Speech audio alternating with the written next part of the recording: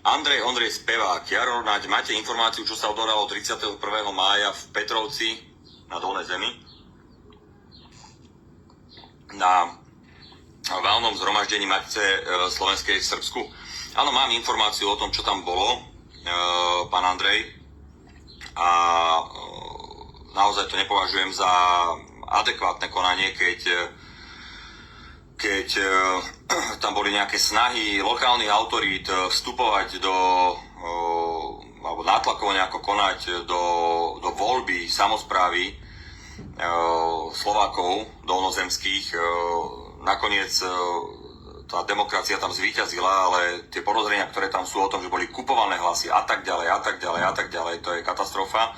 A myslím si, že to je úloha pre našu diplomáciu, aby sa k tomu vyjadrila. Len neviem, či náhodou tak tá šťuka diplomácie zarytá v bahne, či náhodou neparticipovala na tom, aby sa to ovplyvňovalo. To je ten problém.